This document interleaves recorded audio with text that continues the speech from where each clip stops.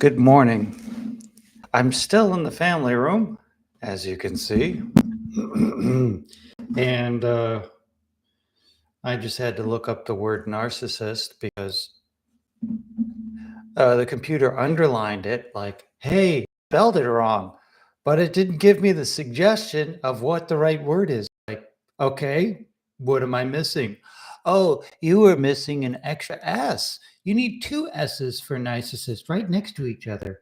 The C and then two S's and then another S because, some quirk of history made us put letters together that are doubled, even though it makes no practical difference. So am I being a narcissist right now? Oh, I did not mean to hit that. So what is a good narcissist? Let's identify some not so good narcissists. I got to figure out how to do this to where how I did it in the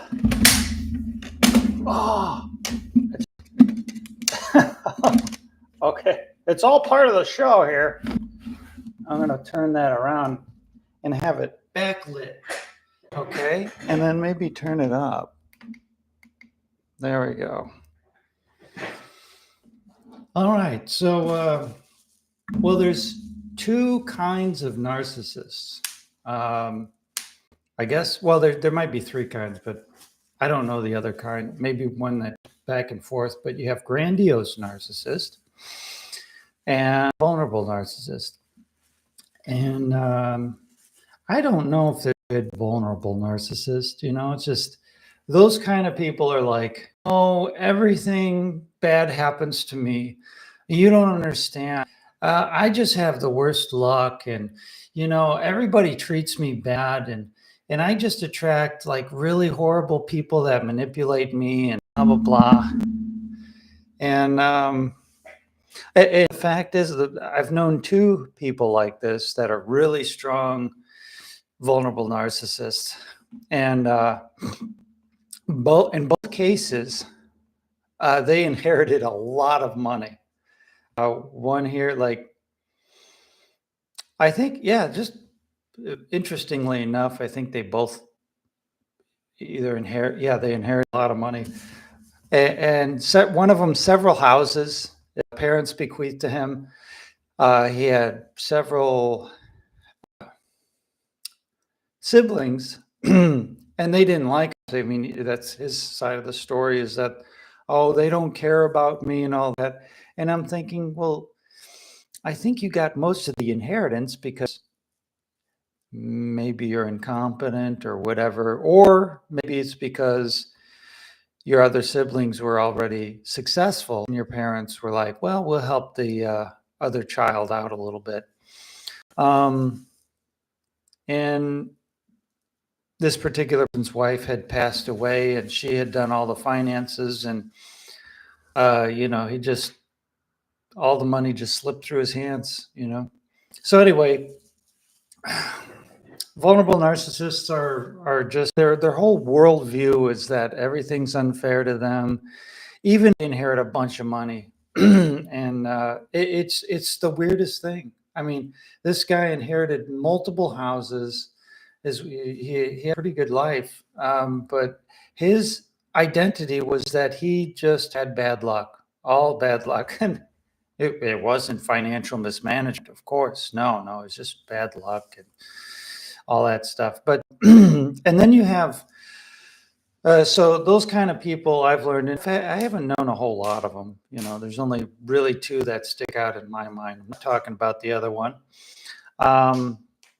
It's just because, So then there's grandiose narcissists. Now, grandiose narcissism can be useful, very much so, because the worst kind of grandiose is somebody who thinks highly of themselves. I'm best and all that, and they actually suck. They're the worst. They're incompetent. Those people end up becoming very bitter and angry people. I don't know anyone like that. I don't know a grandiose narcissist who is incompetent or unintelligent or anything, but that would be a bad combination. um, and the Beast portrays two narcissists. The Beast is a narcissist and Gaston narcissist. They're both the same guy. It's just that one got a curse on him and had, decades to think about becoming a better person, but he wasn't. He's just kind of a bitter person. And even with the curse, I don't think he didn't turn into a vulnerable narcissist. He's just kind of, bitter and angry. But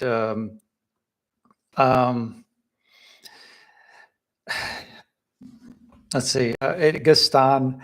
My favorite line in that movie is part of it. It's like, she's the only one you see who's as beautiful as me. And I forgot how the rest of it goes. We just played that yesterday. Jenny and I are on the way back from painting the town, as they used to say. We were celebrating an anniversary, and we went golfing, watched a movie, went bowling, played arcade games. It was great. Anyway, it's like, hey, you want to play any music? She picked Beauty and the Beast, so we listened to that on the way home. Beautiful songs. That is a masterpiece of a story, song, everything. So anyway, two narcissists in there. They're the same guy. Just one had a lot of time to think and had some time to redeem himself, and the other guy didn't. Not very long, and he dies because he goes against another narcissist. And the guy won almost. Actually, they both kind of die, don't they? And the one is resurrected. Belle brings him back to life just in time. It's like this. Okay. So it's all about them. I'm the best. And I deserve the best and all that. Okay, so what is a good narcissist? A good narcissist is somebody who is really good at stuff and doesn't have this humble feel like, oh, well, I shouldn't, because why should I be better than anybody else? And I'm not going to strive to achieve anything. That's not useful to society. You need narcissists. But you need competent, capable narcissists who are good people. Is not a narcissist. I mean, how do you get to the top spot, world or country, without thinking that you can? You have that can-do attitude. I can be a good president. That's better than a lot of people. That's just what that means. So it's not bad if you are better than other people. It's just the truth. It's like, if you're the best at something, I mean, statistically speaking, you're not the best at anything, but you could be in the top 20%, everybody you know, or the top 10%. You might be the best at something better than other people. I would argue I'm probably better at poetry than anybody I know. But it really doesn't matter what my opinion of my own poetry is, because any narcissist would love their own work. They would and there wouldn't be any other way to look at their own work. So the word narcissist comes from Narcissus, which is a Greek demigod or something who sees his reflection in the water and just has never seen anything so beautiful and just wants to be with this and doesn't know that it's him. He's just, I think that's how the story goes. Just falls in love with his own image. Sorry, I'm popping some poppers here. So had to clear my throat. It happens in the morning, it gets clear, and then I don't know how that all works. I need more bromelain or something. I keep talking about that, but I had some yesterday before dinner. Yeah. Anyway, so if you don't have narcissists that are capable, that know that they're better than other people, you don't have anybody achieving anything. It's that can-do spirit. It's, I can do this. I'm good at this. But what we usually talk about is people that think they're more superior to other people. They're just more deserving than other people. No, we don't like those kind of people because they make us feel they're off-putting. I don't know. I should have drank some more water. That is so annoying. So, yeah. How do you have anybody achieve anything if they don't have a healthy understanding of their own capabilities? And yep. So do you know anyone who is a narcissist but really not capable? They're not really capable of doing anything. And I don't know anybody like that. I know one grandiose, and I'm a little bit grandiose narcissist. I would say 30%, you know. I think I'm good at some things, but actually I strive to just view myself as accurately as possible. I suck at these things. I'm good at these things. And those things can change. Maybe I'll get better at some of these things, and maybe over time I'll get worse at other things, you know, because everybody ages, and maybe I'll lose capability, but maybe I can get better over here. My goal is to have as accurate. Okay, just see here. Let's see. Close that. Moderate helps everyone feel. Okay, good. Okay, there is no good narcissist for human and humanity. Thank you. Okay. Jenny 1. Well, you might have missed where I explain how there's good a narcissist. If you don't have somebody who thinks they're better than other people at something, then you don't have any competition in sports. You don't have anybody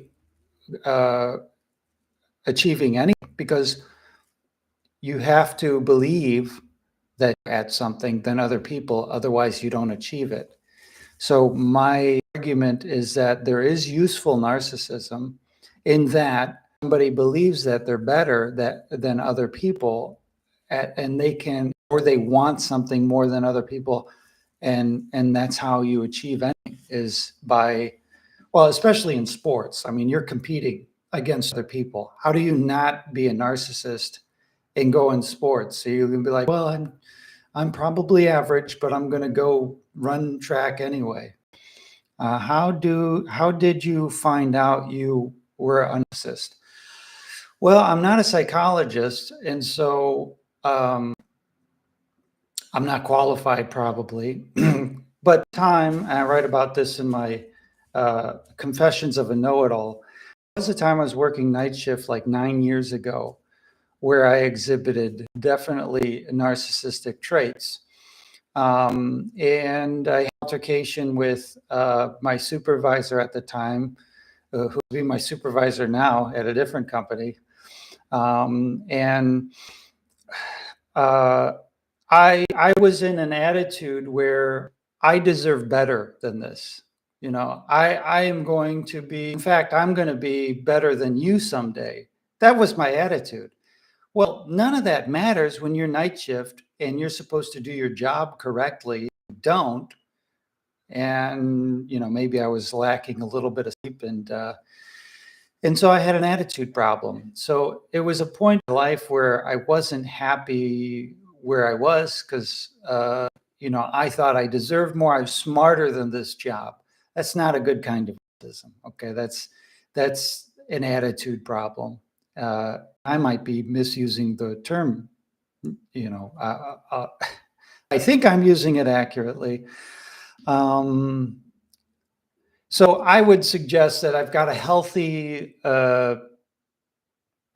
view of myself. I'm capable at certain things. So I don't know if I am 30% narcissistic. Okay, so Jenny one says, I'm saying about cluster B narcissist NPD. Now, I did watch a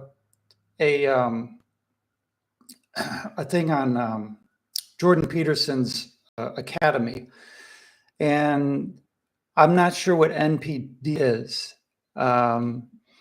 because he did talk about that, but he talked about grandiose and vulnerable, and I didn't get far enough into it to get to NPD. I was using somebody else's account, and I don't have access to that anymore. A healthy narcissism spectrum is needed, but it's totally different from NPD. Okay, sounds like you know more about that particular thing. I knew more about that. That did bother me because I wasn't able to learn about that. Rosa K says, are all narcissists competitive? No, because vulnerable narcissists,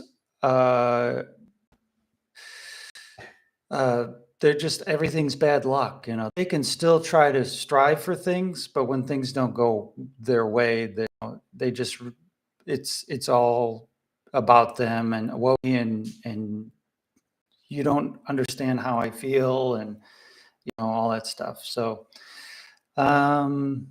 no, so grandiose narcissists would be competitive because they would believe in themselves and they would try to be well or better than they would try to achieve past other people. And if they're incompetent, which I don't know any incompetent narcissists, I can't think of any, but I do know the type, and if they that would be a combination, being incompetent and a grandiose narcissist, because it would turn to a bitter person, and maybe this is why people turn to crime and become bad people. I don't know. We're reaching the limits of my knowledge and expertise. Oh, I don't have an expertise in that, but I just 200 books over time, and I just picked up a lot of different things. But this is not a category I've gone deep in, as you can tell. I'm open to discussion. Been in this experience 30 years, abusive with NPD. So I'm glad you are open to discuss. Yes. Yeah, I don't even know what NPD stands for. All I know is it was the one category that I didn't get to. So I got to get Jordan Peterson's, go back there and get educated, or ask ChatGPT. I think I asked about that one time. So I've got a couple minutes till to be headed to my very important job of driving a truck. And I'd like to do this more every day. And let's see if we got any more questions or comments. Okay, not to know. It's all about learning. Never late to learn. Yes, same here. And I just recently started a few books that, because over time, if you learn more than anybody around you, like by a lot, there's nothing to talk about because they don't know anything. And I learned a long time ago that there's limitations. So I had to find friends that stuff, and I've got some very smart friends now that challenge me. Thank you, Rosa. All right. Well, thank you for joining me today. And I'm going to wrap this up. My boyfriend, who is always comparing himself to others, competitive not only with his friends, also with me. Yeah, that's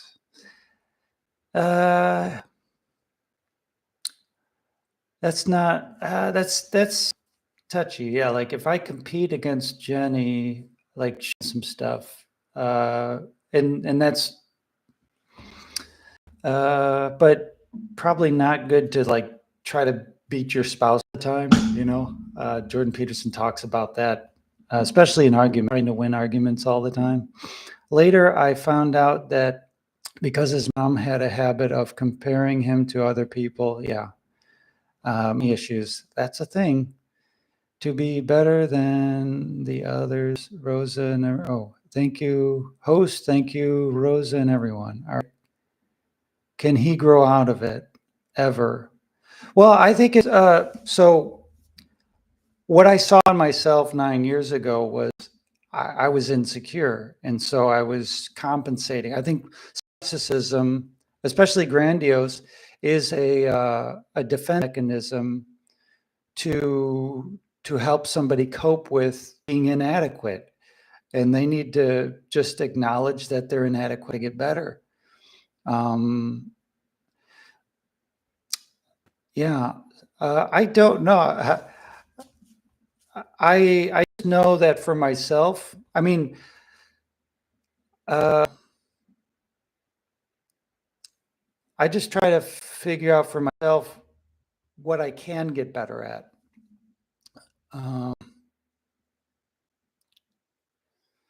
Wow, this is really challenging me. Thank you for challenging me this morning. Maybe he needs a little more praise, or when he does something good, maybe he needs to hear that he's good at something. And there's like a reverse psychology. Like if you don't give somebody enough credit and they have a narcissistic tendency, they might try to take credit and point out all the stuff good at. And if you give them what they, maybe they'll do less of that, because it's kind of annoying if somebody to take credit for stuff, like the president. He does it all the time. He's really good at things because he's where he's at. I mean, we thought he was going to be in jail like a year ago, and now he's running the world basically. One could argue he's the good, but also to many people annoying because he's always pointing out what he does. He does a lot of things. All right, one more I'm going to read, and then I'll have to go. Oh, okay. If your friend is a narcissist, they will never change. Please read DSM 5 or Sam. Yeah. Oh, okay. There's video links and stuff. Oh, okay. Trump is a true narcissist. Yeah. So he is, but he's also a very capable person. So the question is narcissism bad? If you're very capable, you say you can do something and you do it. Even his enemies are like, yeah, he's definitely winning in a lot of places. Yeah. So thank you for participating. 5:30, I'm going to go to work. And this was the greatest live stream ever for me. Thank you for participating this early in the morning. I don't know if it's early where you are, but all right. Yeah, manipulating. Some would call that persuasion. And where do you draw the line between persuasion and manipulation? Is how willing people are to go along with what you're doing, I guess. Well, I will do this tomorrow probably. So same time, same place tomorrow, somewhere around 15, I guess, or maybe possibly earlier, but depends. I got to get enough sleep. I woke up at 4 this morning, but I laid in bed till 4:30. My alarm goes off at 4:40. And so thank you. And I'll be back tomorrow for sure, because this was fun. All right.